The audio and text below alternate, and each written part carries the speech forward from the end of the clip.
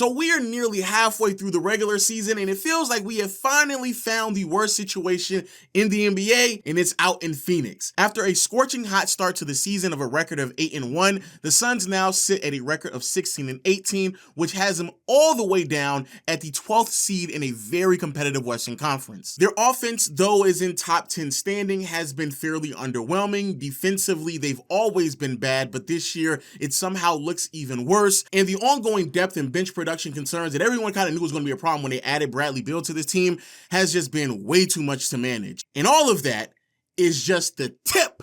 It's just the tip of the iceberg, because it somehow gets substantially worse. Now, why exactly do I say that? Because of course every team has issues. They can kind of bounce back, kind of fix their problems, but that's the problem with Phoenix, is that they have problems, they have issues, they have concerns that unfortunately they can't fix. Now, why exactly do I say that? Well, let's first talk about their offense and what is going to be an ongoing theme, and that is the Bradley Beal and Yusuf Nurkic issue. In theory, who the Phoenix Suns were supposed to be is that this is a team that, though they have flaws, though they have issues, it doesn't really matter because their big three is going to be so prominent that they can overcome them. But unfortunately, this deep into the season with a negative net rating, a losing record, and having stretches throughout the year where you cannot win a game, where you don't look competitive at all, completely shows signs of which, even though, yes, you have a big three, it doesn't really matter because it ain't producing at the levels in which you thought it was going to. Now, to be fair to Phoenix, injuries have played a major role into where we are right now. But also before the season even began, we kind of already knew that KD, Bradley Beal, and a lot of other players on this team were going to miss time because of ongoing issues that they've been dealing with over the past 2 to 3 years in terms of their ability to just stay healthy and available. So we kind of knew that already. But yes, it is undeniably true. Kevin Durant missing a lot of time has played a major role to where we are right now. Bradley Beal also missing some time as well. And so even though, yes, you are supposed to believe that the big three that you have on your roster is going to contribute to a lot of wins, that can't happen if they're not available. But the bigger problem is that even when they're all healthy and available and playing, within these 14 games,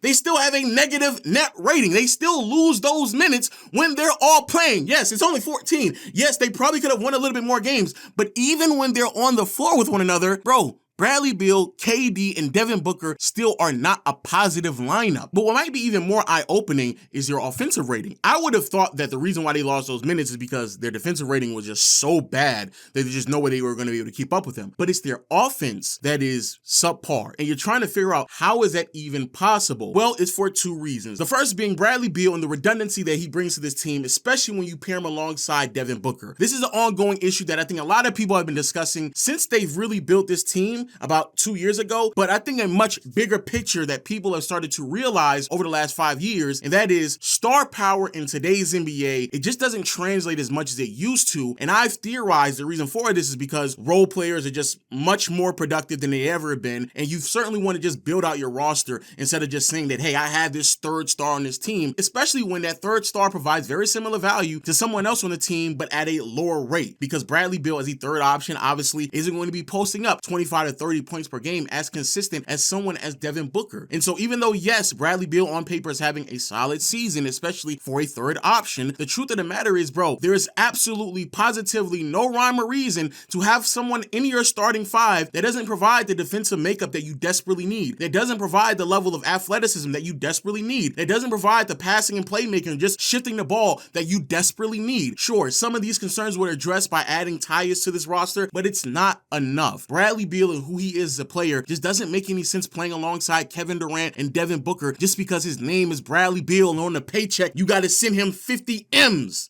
That's crazy. It's really, really crazy when I say that out loud, but that's true, and we'll talk about that later on. But no, I think a lot of people, and this is the flack that I got for the whole DeMar DeRozan back and forth, the truth of the matter is sometimes putting yourself on the bench doesn't necessarily mean that you're the sixth best player on the roster. It just means that it may be someone else that may be better suited to fit alongside a lot of the other starters. And I do believe Bradley Beal is at that stage of his career, especially when you're playing on a roster like this. And the numbers all pan this out as well. Even though, yes, the big three, they have a negative net rating, but in particular, when Bradley Beal is on the floor, the Suns have a net rating of -8. That is the worst on net rating of any player on this team, and you're paying him $50 million. So it's very, very clear, even though, yes, Bradley Beal has been productive, he's been solid on paper, his impact just doesn't make any sense in the starting five. But I don't even believe that he's the biggest issue, because the second problem is Jusuf Nurkic. When I watch these games with the Phoenix Suns, bro, Jusuf Nurkic might actually be the worst starter in the NBA. It's getting egregious, it's getting bad. Part of which is not even his fault, because he's being asked to do other things that just doesn't best suit his playing style, right? Because this team needs to up the production in three-point shooting, which is the ongoing issue that many people talked about last year. Jusuf Nurkic has been the guy to set the big body screens at the top of the key, do the DHOs, and kind of get people open. But the problem with this ideology is that Nurkic just doesn't have the skill set to be impactful on the perimeter.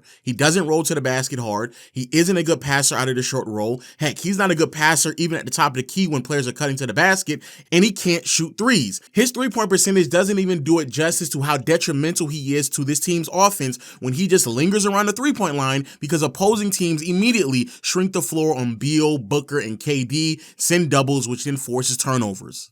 The value that you get out of Jusuf Nurkic, big body, post-up, offensive rebounds, but a lot of that has been taken out of his game because this team needs to shoot more threes to set them up for what they can produce offensively, because they know they're not good enough on the defensive side of the floor. And so that means that now Nurkic is now being placed in situations to where it's not advantageous for him as a player. But again, these are all things that we kind of knew before the season even began. So I don't necessarily know what else you can do to fix them outside of benching them. But then that kind of brings us to another problem. There is tension in the locker room because of the roles not being properly defined, or just probably not overall accepted by a lot of players. And I don't believe that it is coincidental that once this news broke, that following right after that, both Bradley Beal and Jusuf Nurkic was demoted to the bench for a rookie in Ryan Dunn and Mason Plumlee. Now, to be fair to Ryan Dunn, he's actually looked really, really good, and he provides a lot of the things that Bradley Beal just doesn't provide. Truth be told, still a really good three-point shooter, but his athleticism and his upside defensively certainly puts him in better standing for the starting five. And then when you look at the whole Plumlee situation, that's not really a solution. Let's just be honest with ourselves. That's not a solution at all. But it does kind of point to the fact that how bad Jusuf Nurkic is with his team. It's pretty egregious. If you lose your starting five position to Plumlee,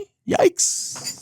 And I do believe there being rumblings about this direction that they're moving in before they actually committed to it would indeed heighten some of the tension in the locker room, especially when you compound all of these decisions with the amount of losing that we're seeing from this team so far this season. Which then means that if there is tension in the locker room, especially from two players potentially, allegedly, that don't fit really well with the makeup of the team, then of course that means, hey, we can just move on from them and just trade them. But then that brings us to our next problem, and that is Bradley Beal is on the worst contract in the NBA. Not only because of how much money he's getting paid, if you didn't know, $50 million. Top 10, if I'm not mistaken, maybe even top 5 highest paid player in the NBA for a third option. Disgusting. But to add on top of that, if you ever wanted to trade him, not only is there a trade kicker, meaning that he will get even more money once he's actually moved, but also he has a no trade clause, meaning that the team that he's on cannot trade him until he approves to be traded, and then allowing him to waive his no trade clause, and he kind of moves on to whatever team he wants to move to, effectively meaning that Bradley Beal has every right to control wherever he wants to go. So even if you are the Phoenix Suns, that doesn't mean that you can even trade him to a team where you believe you're going to receive the best return. You have to trade him to a team that he wants to go to. You got to convince him of that. And of course, the best way to convince him is by benching him, telling him, hey, we don't really need your service in the starting five. We can lessen your role even further to make you feel uncomfortable as possible for you to be incentivized to waive your no trade clause. But even if you then waive it, we still have to find a situation that you want to be in. That's how screwed they are. But here's what makes it even worse. Because of the amount of money that they're paying Bradley Beal, Kevin Durant, and Devin Booker, it puts them over the second tax apron. For those who may not be aware, the salary cap this year is only $140 million. They're over the salary cap with just those 3 players alone. Then when you add in a Jusuf Nurkic, a Grayson Allen, all these other pieces, we're talking about a team that is now over $200 million with salary cap, meaning that they are not just over the second tax apron, they are well over it. And because they're over the second tax apron, that means that there's rules, restrictions, limitations, regulations that come with any type of transaction that you want to make to making your team better, which makes the deal even more difficult to make. That's how difficult it is now for the Phoenix Suns to move Bradley Beal. It will take a miracle to get this done. Now, normally what you would be thinking to yourself, well, even though it is very difficult to do this, it will be easier because you can sweeten a pot a little bit for another team if you're throwing a couple of draft picks, right? Yeah, you'll be right. The problem is Phoenix can't do that because they don't have any draft capital. Zero. Zilch. Nada until 2031. It's the reason why when everybody's running around saying, Jimmy, you want Jimmy? I got Jimmy.